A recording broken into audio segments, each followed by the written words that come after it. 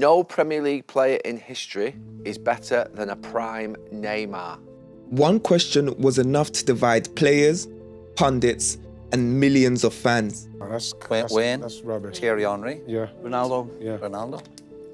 Come on. Salah or not? Even Hazard. Within seconds, the names arrived. But listen to what happened as the argument continued. I've never seen Neymar as a top player. Yeah. Like, as Messi, Ronaldo, in that category. I think, is it the likeability, the World Cup? When he left the way he left, was it Barca, and it was just all a bit... I think you always got the impression it was, again, very much about money, and maybe he wasn't a team player at PSG, it was... The conversation moved from Neymar's ability to Lionel Messi and Cristiano Ronaldo, then to the way he left Barcelona, then to money, and somehow even his likability was talked about. And that shift explains almost everything about Neymar's reputation. People no longer judge only the footballer he was. They judge the transfer, the injuries, the theatrics, and the career they expected him to produce. Does the player people remember now resemble the player Neymar actually was? In memory, Neymar's career has been compressed into a familiar sequence. He was brilliant at Santos. He joined Messi and Suarez at Barcelona.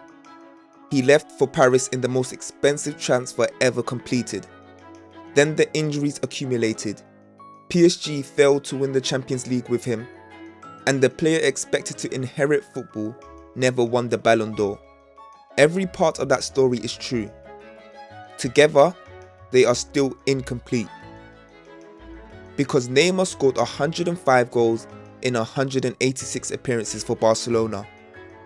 He won the Champions League and scored in the final. He later became Brazil's record goal scorer and finished third in the Ballon d'Or twice, during an era controlled by Messi and Ronaldo. Those achievements should make the description, not a top player, sound almost impossible. Yet Neymar created a problem for his own legacy.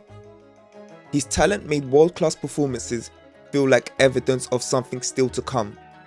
A Ballon d'Or, a World Cup, a team and an era that belonged completely to him. When those things failed to arrive, people did not merely lower their assessment of Neymar's career. They began lowering their memory of the player. And to separate those two things, we have to return to what he was actually doing on the pitch.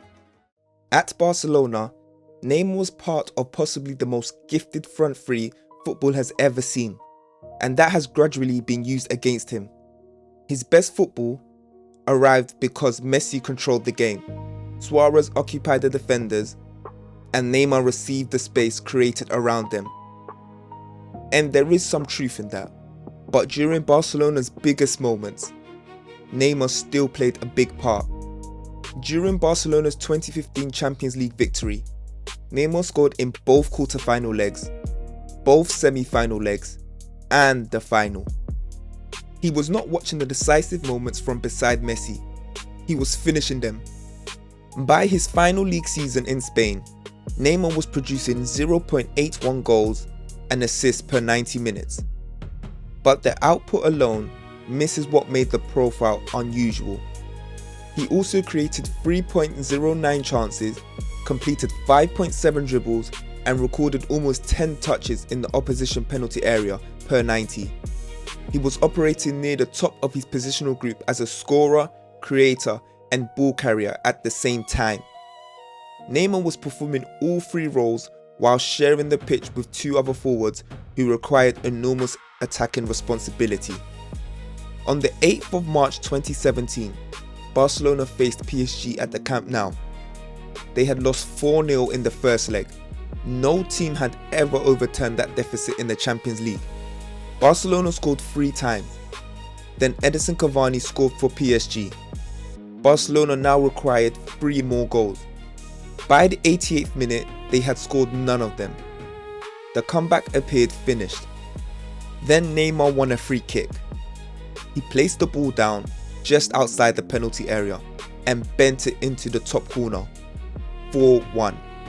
2 minutes later, Barcelona received a penalty. Neymar took it. 5-1. Instead of just hoofing it into the box, Neymar looked towards the crowded box and lifted the ball over the entire PSG defence. Sergi Roberto arrived. 6-1.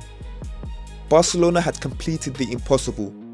No comeback of that size had ever happened in Champions League history. And the player responsible for the final 3 goals was Neymar. He scored twice and provided the winning assist. This should have been the night where he became the face of Barcelona. But it didn't happen that way. Neymar received praise, but the image that came to represent the night was not Neymar delivering the final pass. It was Messi standing above the advertising boards, arms raised in front of the supporters. Even on the night Neymar authored the miracle, Barcelona's story still bent towards Messi. The match revealed the ceiling of his position. While Messi remained, Neymar would never truly become the guy. 5 months later, he left. PSG paid €222 million for Neymar in 2017. The transfer is now remembered as the decision that interrupted his path to greatness. But the football from his first season tells a very different story. In the league, Neymar scored 0.96 goals and provided 0.65 assists per 90 minutes. That is 1.61 direct goal contributions every match. He ranked around the 98th percentile for goals, assists, chances created and big chances created.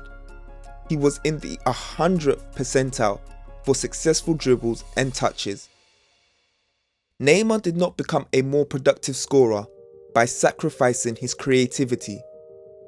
He did not become a playmaker by carrying the ball less. He produced more goals, more assists, more chances and more successful dribbles than in his final season at Barcelona. This was one player attempting to perform the work of a winger, a number 10 and a goal scorer simultaneously.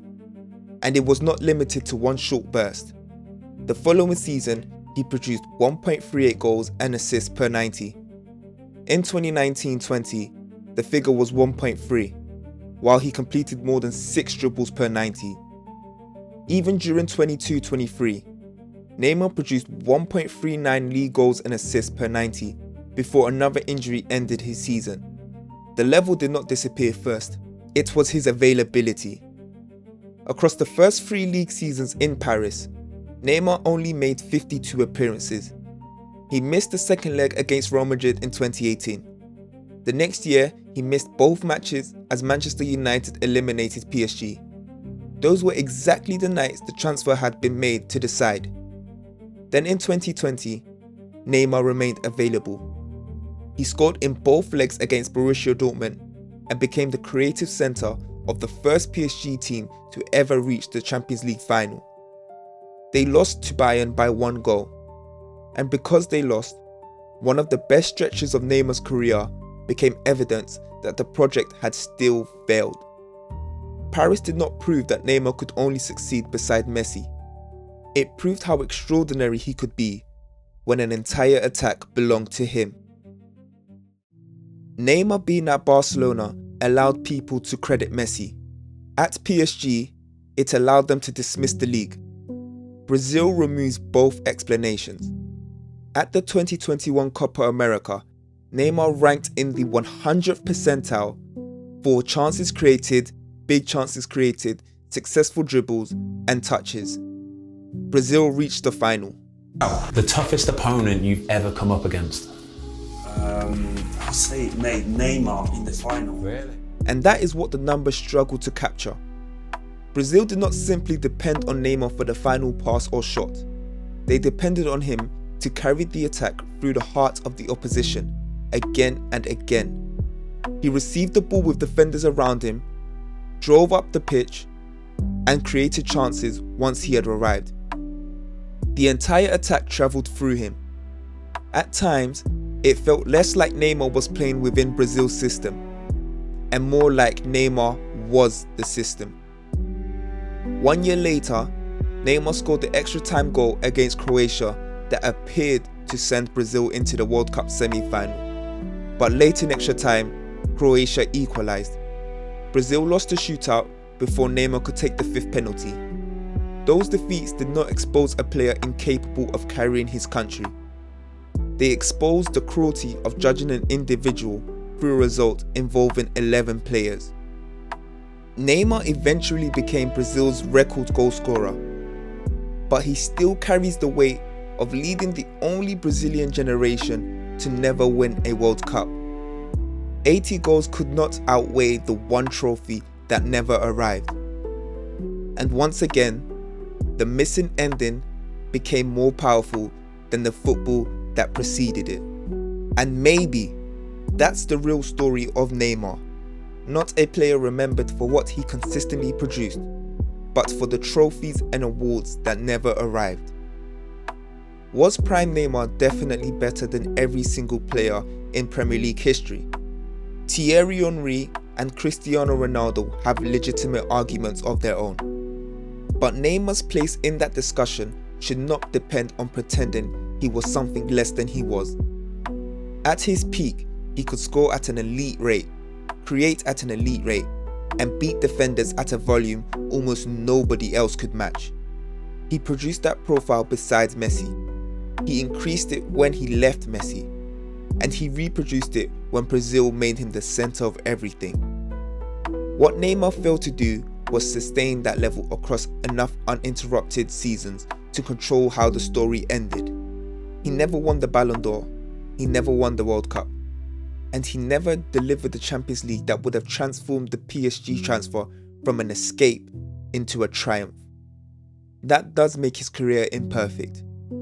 It does not make the player overrated. Neymar was not Messi or Ronaldo, but if those two are used as the boundary for being a top player, the definition becomes almost meaningless. The tragedy is not that Neymar failed to become great, it's that he failed to make his greatness impossible to forget.